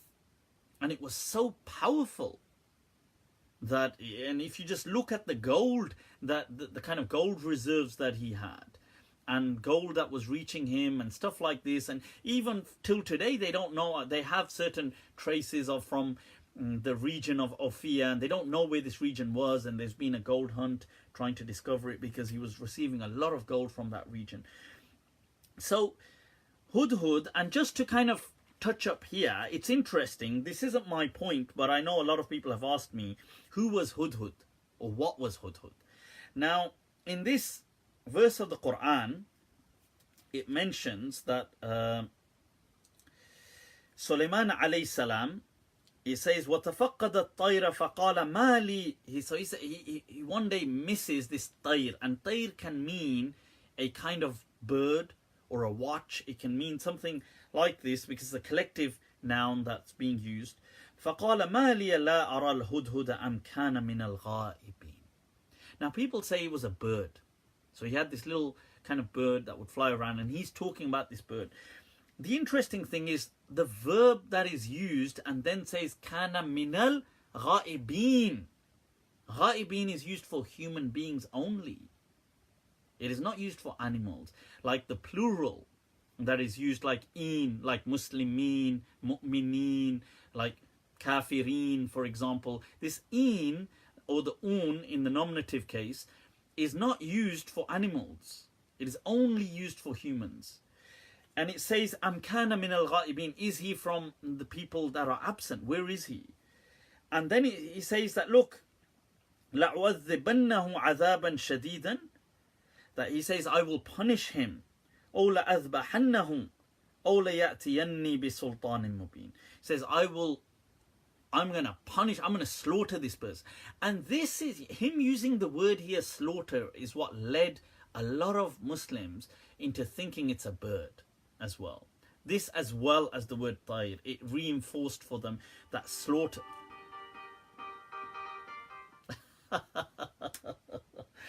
Right, so, but that was just his figurative statement, that this person had a responsibility. Now, great legends like Molana Abdul Karim Al-Athari, who was from India, in his tafsir, from the Indo-Pak region, in his tafsir, I'm just putting this on, in his tafsir Al-Urwatul Wuthqa, in line with certain other mufassirin as well, say that this was actually a branch, that Tayr was a branch of people that Sulaiman alayhi salam had under his command that were equivalent to modern day intelligentsia. Hence he called them birds, like falcon, like eagles. They were his people that would bring him information about other kingdoms. Now he says that that's his tafsir, in his tafsir, it is something that does make sense given the kind of constant verbs that are used referring to human beings.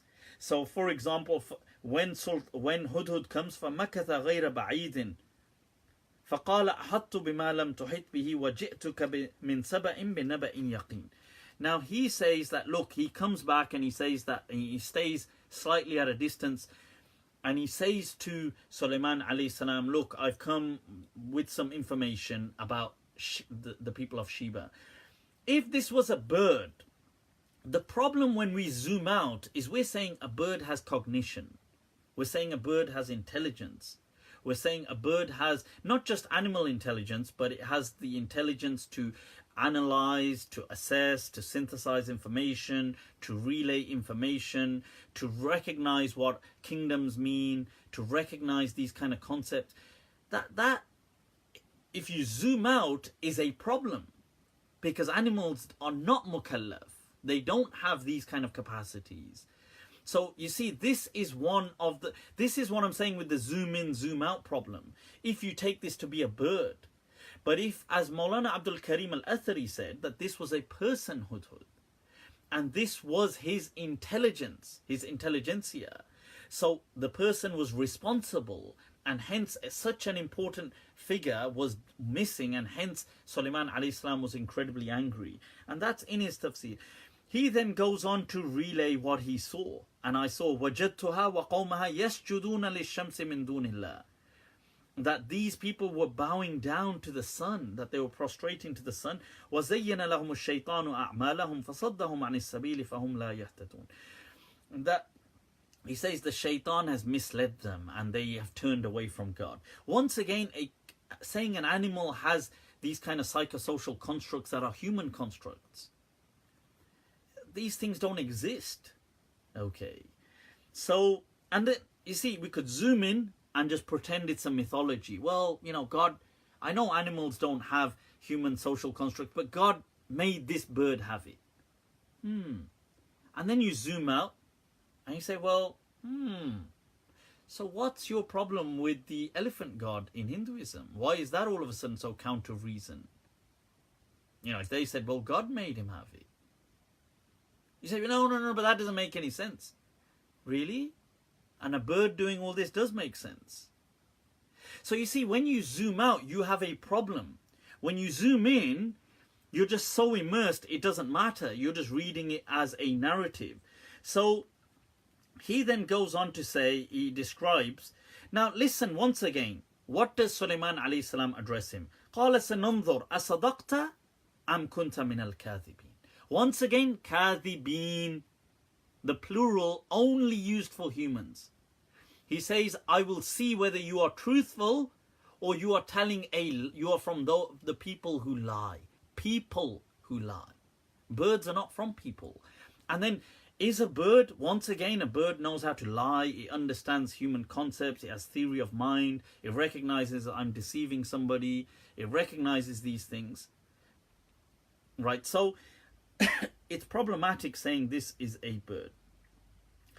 Nevertheless, Sulaiman alayhi salam writes to the queen of Sheba. He writes to her, sends her, and then she kind of consults with her people saying, what do you think? And they say that, we can fight him or whatever you wish. And it's interesting, she mentions, قالت إن الملوك إذا دخلوا قرية أفسدوها وجعلوا عزة أهلها أذلة وكذلك يفعلون. I always found this verse incredibly interesting. That she says that, look, kings, whenever they come to because she asks them, what do you think we should do? And they say, نحن أولي بأس, we are people of power and strength, like bring it on, let him come. And she says that whenever kings enter a town, all they do is ruin it and spread corruption.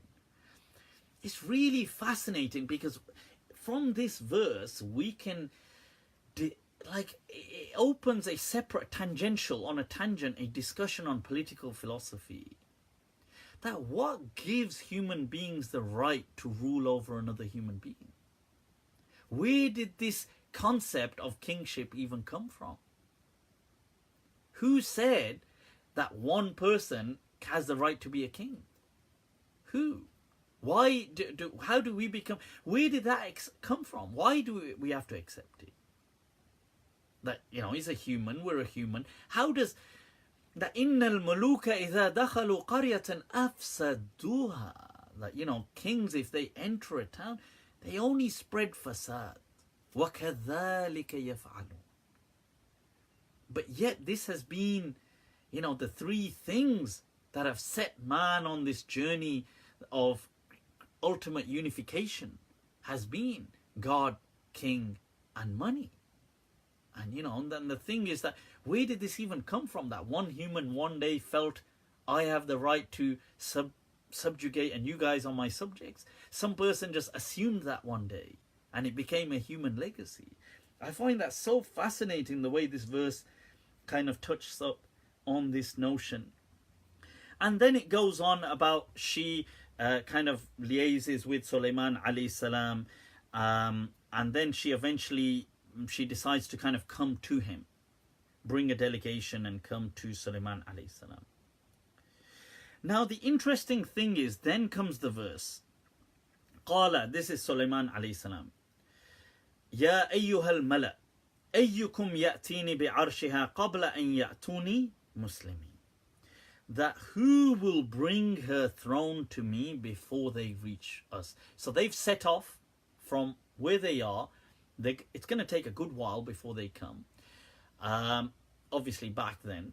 So who can bring me the throne? Because Hudhud had praised. He said, Utiyat min kulli shay. She's been given everything. And after saying everything, he said, Walaha arshun azim. He said, but God damn, that throne, that is something.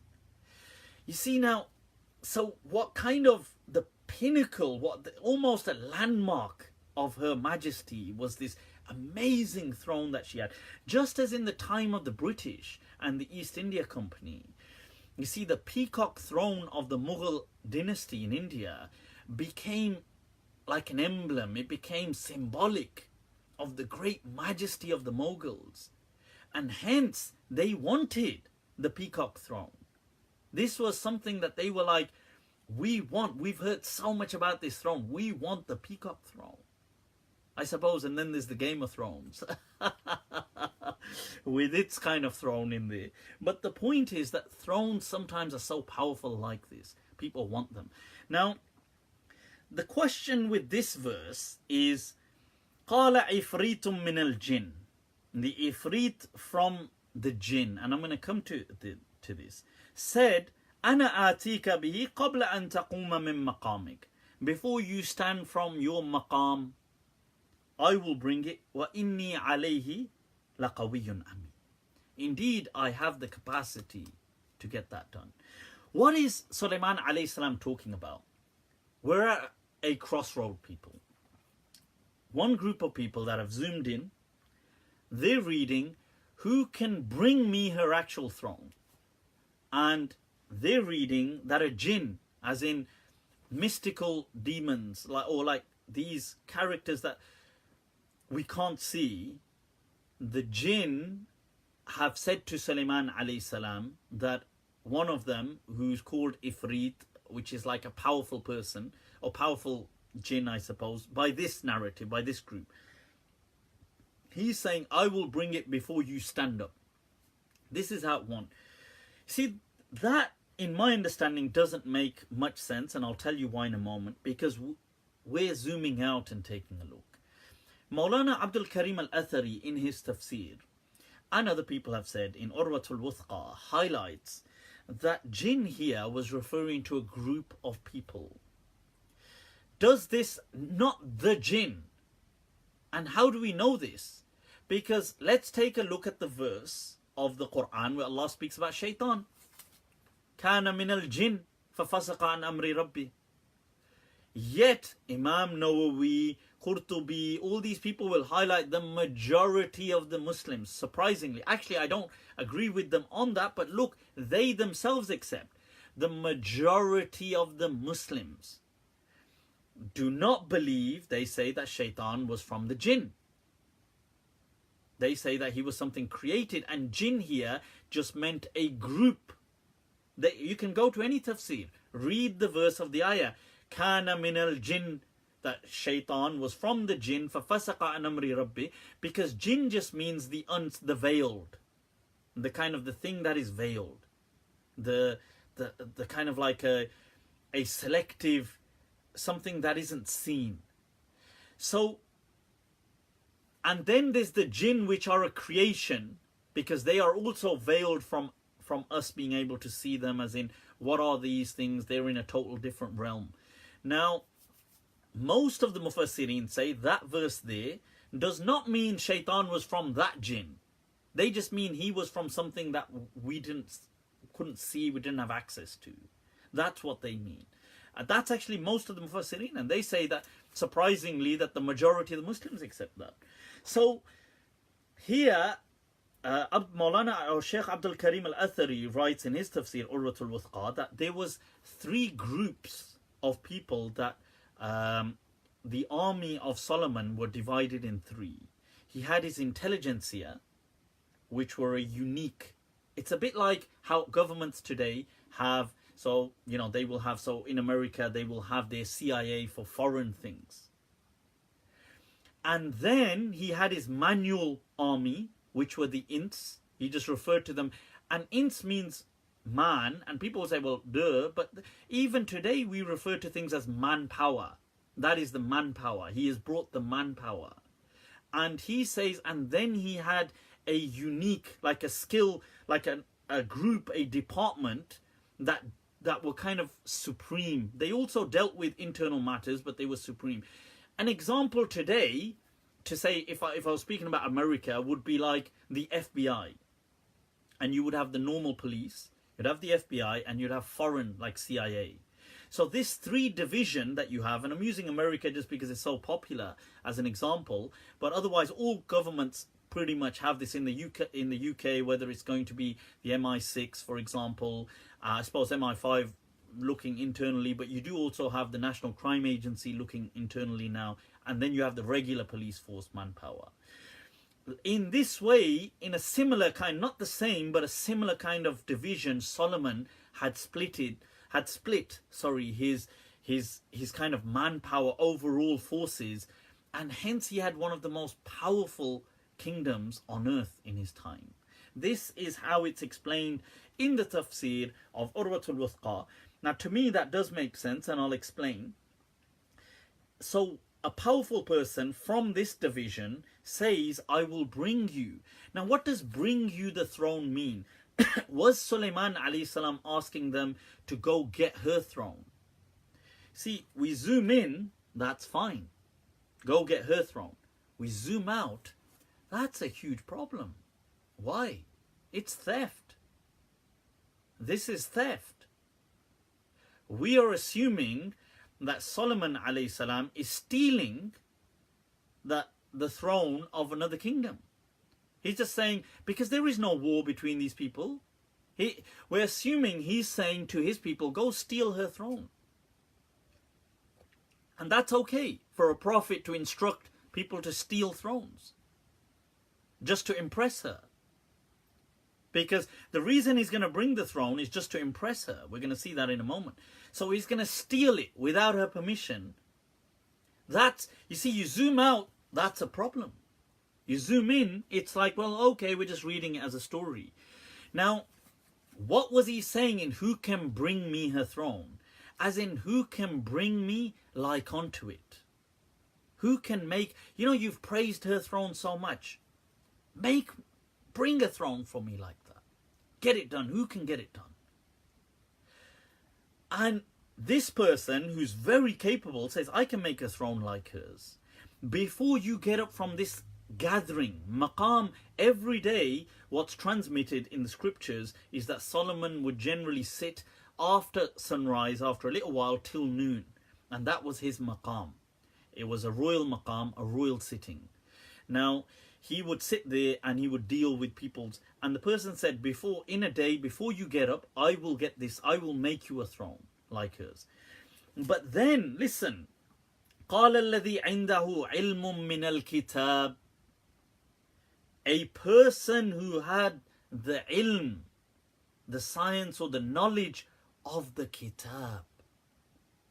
He said, أنا آتيك به قبل أن يرتد إليك طرفك. Before, in a glance, I will get it done for you. فلما رآه مستقرا عنده, then when Solomon saw it, قال هذا من فضل ربي ليبلوني أشكر مكفور. He said, surely this capacity God has tested me with, that will I be grateful, despite having all this power. And then he says, وَمَنْ شَكَرَ فَإِنَّمَا يَشْكُرُ لِنَفْسِهِ وَمَنْ كَفَرَ فَإِنَّ رَبِّي غَنِيٌّ كَرِيمٌ. And he says, indeed, whosoever is grateful, Allah is, he says that he's grateful for, he only does good to himself, and whoever disbelieves, and that Allah is surely rich and generous. And that's an interesting thing, but I'll just come to that in a moment. Who was this person that said to Solomon, I will get the throne? Some people, many Mufassirin have said this was a person who had knowledge from Allah, Lawh al-Mahfuz, and mystical powers, and he created it in a blink, and he created this. And zoom in, it's just it's a narrative, it's paranormal. You zoom out, and that's a problem, because these things don't happen like that. Now, what's an alternative narrative that actually makes sense? And once again, in the Tafsir Urwatul Wuthqa, Sheikh Molana Abdul Karim al-Athari, he writes that this was a person who he had detailed descriptions, this kitab, of key features of landmark, whether they were events or landmark kind of icons. He had these things. And he said, I've actually got a detailed description of this massive throne, the way like the peacock throne was described in so much detail with all its finite things, qualities to the British. In a similar way, this had been described, and he has it written. He's saying, I can make you from that. So meaning it will be spot on, not just this person saying, he can make it from his knowledge, like he's heard about it, but I have a detailed, descriptive, and people say there were drawings of it and things like this, and so I can make it like for like. And this thing of before you return to this قبل أن يرتد إليك طرفك, before you look at this matter again, is a figurative speech of before you look at this matter again. Not that before you blink as in literally. Because once again, that's problematic when you zoom out, because things like that don't happen. So he does create this throne. Now, Sulaiman alayhi salam is incredibly impressed with this throne. Then he says, look, قال نكروا لها عرشها ننظر أتهتدي أم تكون من الذين لا يهتدون. This is an amazing ayah because you can understand it in so many different ways. Nakiru. Many people understood here that this means, and you can take that understanding, it means disguise it. Because they believed this person went and stole her throne. And I've said before, it doesn't befit prophets to steal thrones. Okay. To me, that's a blasphemous allegation. But nevertheless, a lot of Muslims went with it. They believed that Solomon had her throne stolen and it was brought back. So he said, disguise it. Nakiru. That's one way of looking at it. The other way of looking at it is he had it like for like made. But then he said, top it even further. Make it even more glorious. And he said, make it so, you know what, it's already amazing. Take it up a notch. To that extent that by doing so, نَكِّرُوا لَهَا عَرْشَهَا, that even her throne, she will belittle it when she looks at this throne. So she will nakir and tastankir عرشها بمقابل هذا العرش. That she, looking at this throne, thinks, damn, and I thought mine was good. You see, nakiru laha arsha. And I like that way of reading it. Other people took it in the other way, that he meant disguise it. But I mean, both, the verb can mean both things, so it's okay. Now, the interesting thing is, look, فَلَمَّا جَاءَتْ, when the Queen of Sheba arrives, when Bilqis arrives, assuming her name is Bilqis, she arrives, قِيلَ, you see, when you arrive at a royal palace in the past, you had to come into a waiting area. You arrive and then you are received, like you're kind of like brought in. And the fascinating thing is, you see, فَلَمَّا جَاءَتْ, it is said to her, Solomon doesn't say it, it is said to her that, you know, take a seat. And then she's asked, is your throne also like this? أَهَكَذَا عَرْشُكِ?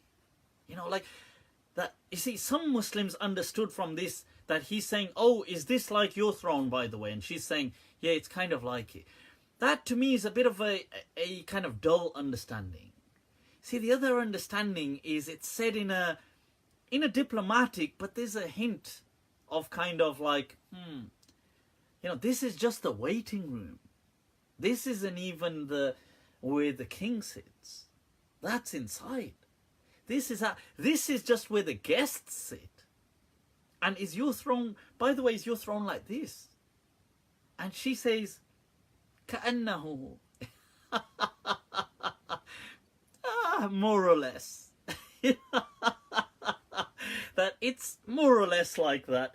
Because, you see, the whole point was, she saw that, damn, and one of my best landmark icons is my throne, and they have one which tops that, and it's just in the waiting area.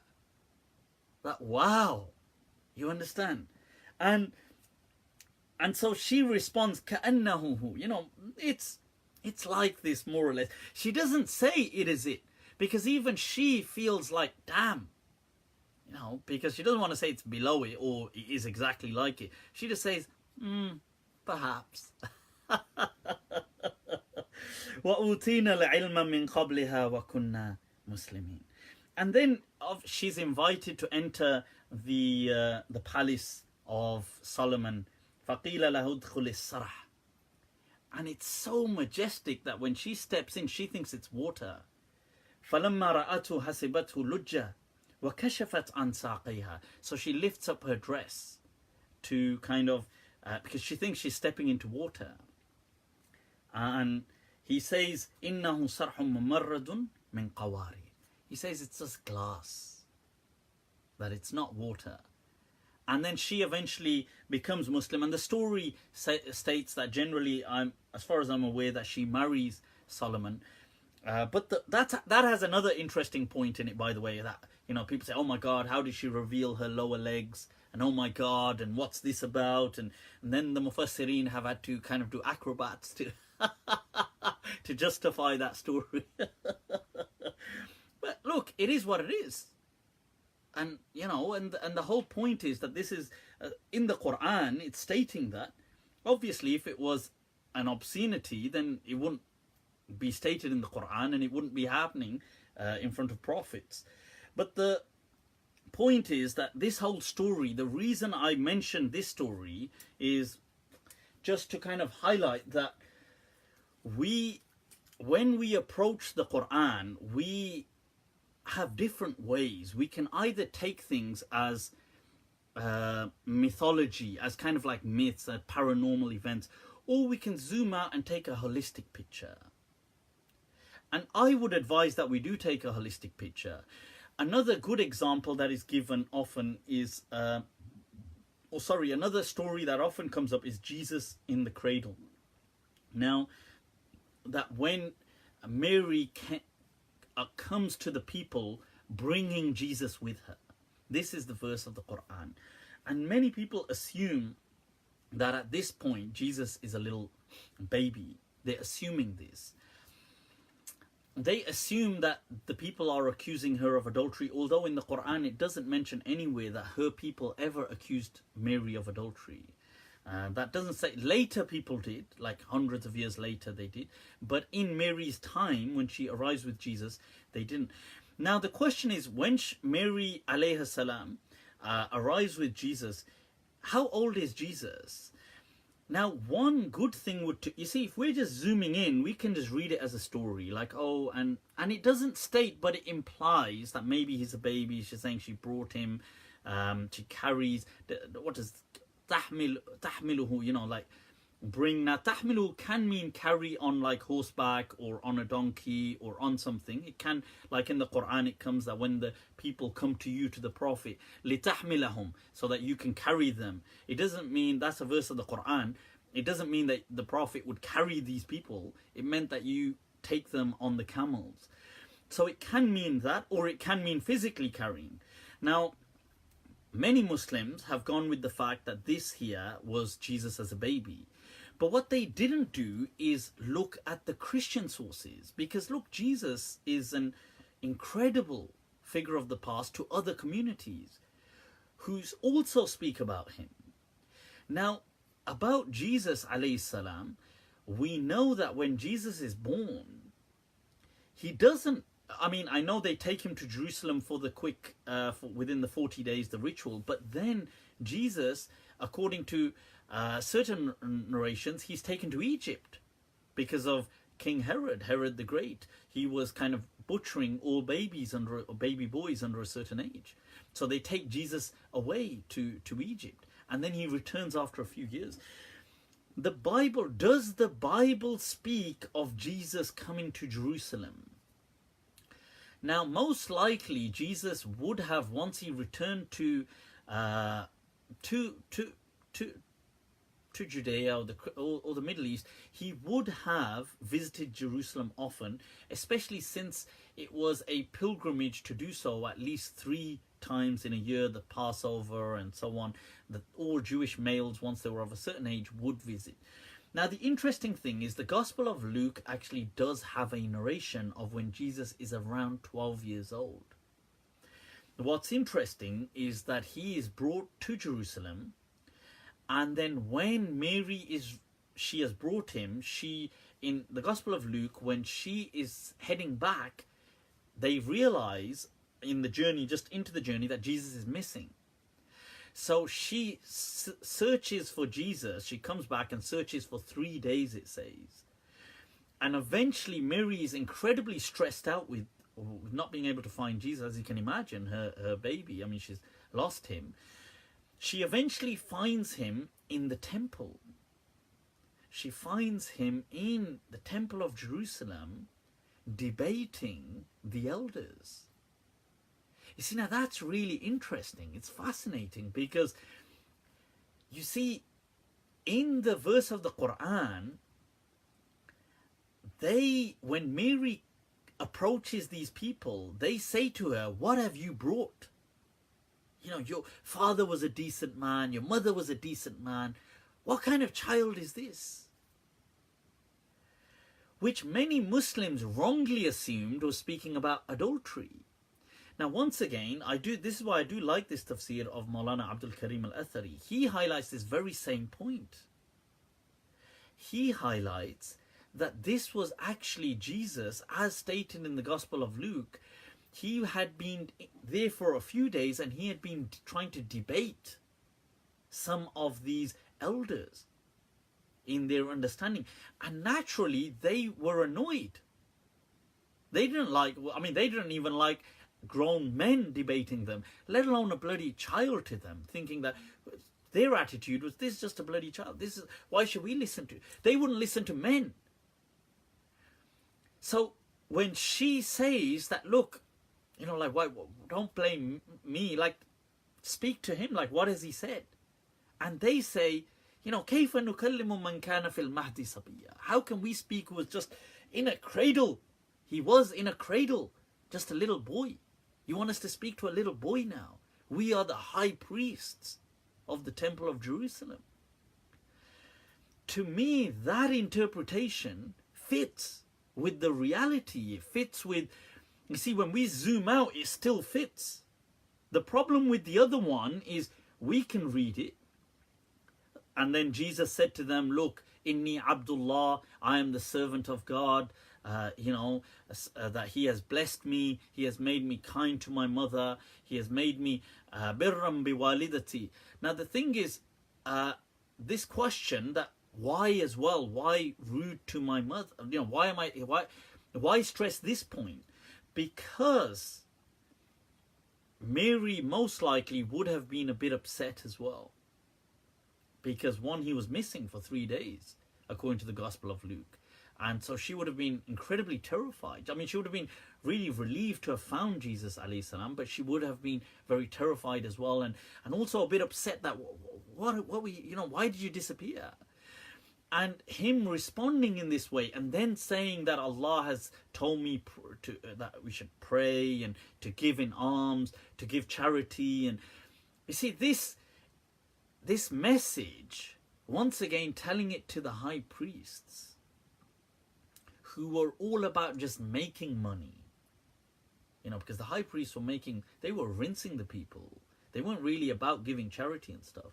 So, to me, this narrative makes a lot more sense, rather than saying, oh, look, he was a child, he spoke to them, he did this. Because when we zoom out, we know that, look, the Jews generally did not believe in Jesus from a child. And they didn't even believe in him when he was a grown-up. Now, if they had seen a speaking baby, surely that would have affected some of the Jewish people. Surely they would have thought this is a sign. They would have believed, surely.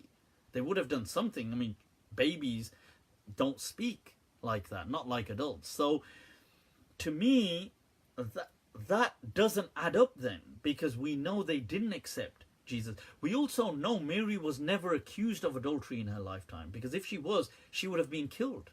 There was no way on earth they would have ever let Mary go, because and her being a woman was even more defenseless. They would have just killed her. The Jews, I mean, they attempted to kill Jesus, and in their version they killed him in their version. And the point is, they had that power. So to think that, oh, along comes a woman and they think this woman, and Mary wasn't from some prestigious family with all this kind of defense. She was very defenseless. If they thought she had committed adultery, they would have just stoned her to death and killed her. But that doesn't happen in reality. So when we zoom out, it doesn't add up. It's too convenient, this story. It doesn't add up when you step back. You know that, Neither was there any miracles, neither were there any accounts of this kind of stuff, and not in what the general Christians who transmit in their version of authenticity. I know that there's questions with the authenticity, but that's my point. So I hope this sheds some light to people on why and how I believe we should engage with narratives in the Quran, that when we step back, it should still fit.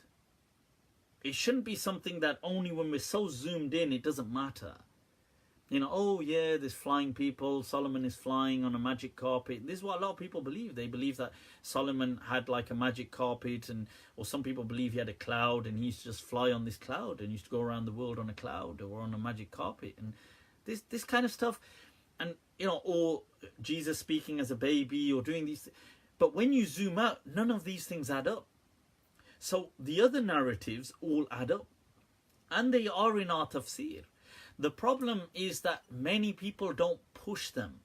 Why? Because they themselves, they're too caught up in this kind of mythological perspective that they've had since they were children, and they're not people of critical reasoning. See, this is the problem. You know, we don't have, we lack scholars who have critical reasoning. We don't have that.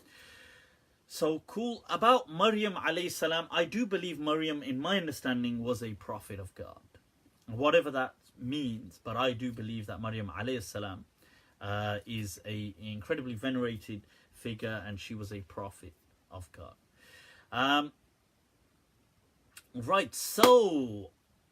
Right, Abdullah Mahir, right, moving on. Let's take some quick questions and bring this to an end. Abdullah Mahir is saying, is kissing wife in public haram? Abdullah Mahir, Toba, astaghfirullah. You natty. He hasn't even said it's his wife.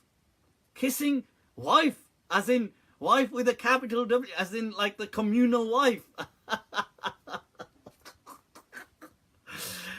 Oh, I thought you were wife. I thought you're just the wife in community. So kissing, nutty. Right, I'm sure Abdullah Mahir smashed it. See, somebody so eager. Is he watching my thing in public thinking, control nahi ho raha yaar. It's too much, you know, I can't control, you know. You know, this has been a debate, by the way. So, that scholars, because, you know, in the Gulf countries, when they meet each other, they kiss, like, they kind of kiss the cheeks, like, mwah, mwah, kind of thing. So, or they sometimes kiss the forehead with women. So, many people in the haram, like in Mecca, they will, like, let's say they've met, like, let's say it could, in many cases, their wives, or sometimes other mahram, they will kiss them. The men will kiss the women, like, on the cheek thing, or on the forehead. And this has become an issue so people have debated, oh my God, is this haram or what? Or what's going on? Or in the house of God? In the house of God? Oh, sorry, wrong religion. I mean, in the house of God? Toba. Sorry, wrong religion. Toba. So this has become a debate that, oh my God, are we allowed to kiss the wife in public? And these Arabs are doing it in the haram. And personally, stuff like that, I think is no problem, stuff like that. Okay, you know, that kind of... That's just, I think anything kind of, what's the word? Anything, you see, that's not in any way some kind of like, seen by I don't think by Islamic standards that, you know, that kind of introductory, what the Arabs do and some Europeans do, that kind of kiss, or a kiss on the forehead or stuff like this. I don't think that's in any way seen really as so sexual. It's not seen as sensual. That's, oh, sensual. It's just seen as affectionate or kind of welcoming. Obviously, you know, if there's if there's like some deep French stuff going on, there's gonna be a problem, you know. This one, big problem, you know. This one, dubious. If all of that is going on, he says, no. Was there anything sensual? This was just me. This was welcoming, you know, the welcoming. Ghalti ho, sorry. This one not nice, my friend. This one not nice. Obviously, that would be rather shocking. Especially since they meet like that with all people. And as he's moving along, and then there's a guy standing there, and they do that with the guys as well, and then there's like, huh? Ye kya ho gaya? You know, there's this, it turns from the brotherly love, you know, the agape turns into the eros, you know, it's all confusing, you know. No. So people, Masoom wants to know, what is the French stuff? What is this French? Why is it called French, by the way? What is this French? The French fries, you know, the French toast. Well, my friend, don't worry, you know, when you get married, this one. If you're still in doubt, I'm sure you can visit one of the local Qadi Sabs.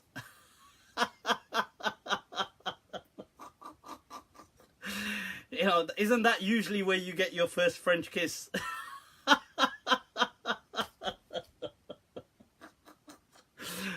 From the Qadi Sahab. It's like, huh? I'm joking, people, I'm joking, yeah, I'm joking.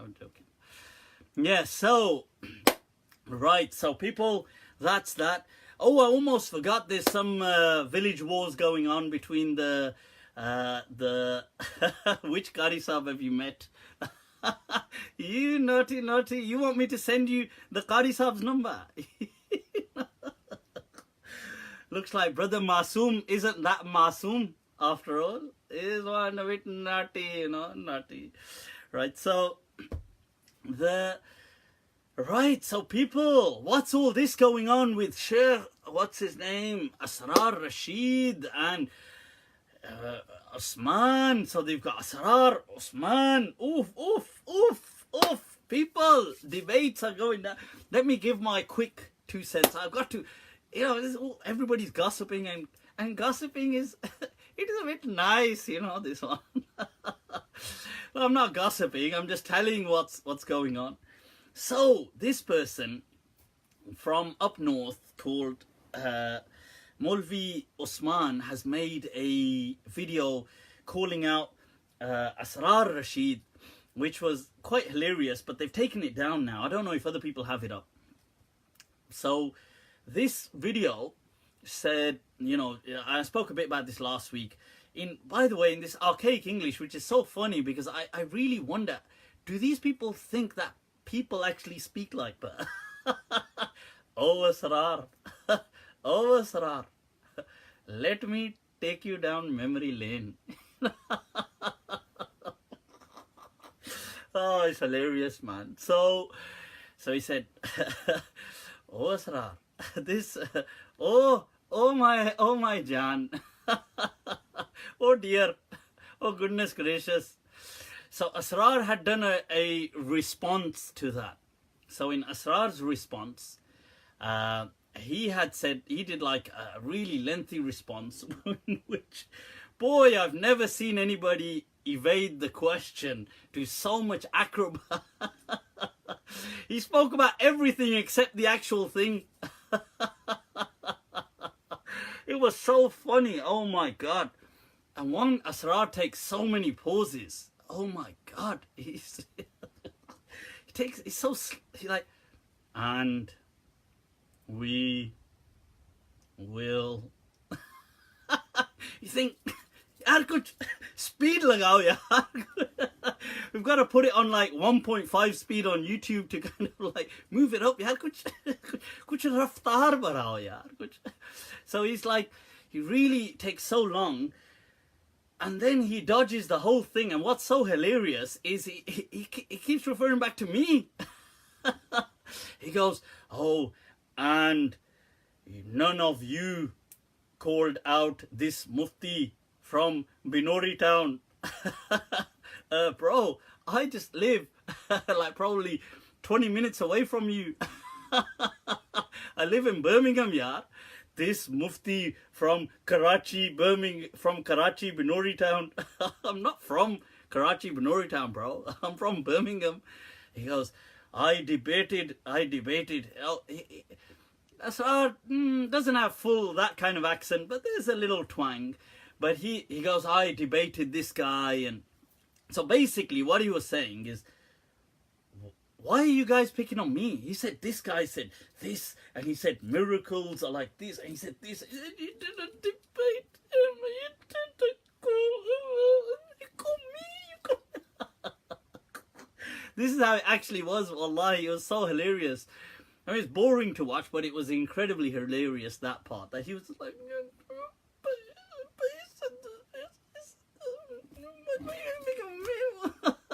we pick on me. And then what was funny was Sheikh Asrar threw Molvi Yasir under the bus. So Molvi Yasir earlier on this year got into he became like a proper avid, passionate hater of mine, and he went back and forth. And you can watch my YouTube video responses to when we were referring to him as Molvi Makri because he kept using the word Makri, which it was an English word. He was trying to say the word mockery. So anyway, when I refer to him, we're given the title of Anthony Gonzalez from Umar Akbar Anthony, right? So at that time, apparently, Molvi Yasir, aka Anthony Gonzalez, he was taking help and assistance from Asrar to refute me. So this was meant to be a secret. But Asrar just threw him under the bus in this. He said, and there's a UK scholar. I will not say his name. He's a very famous Deobandi scholar.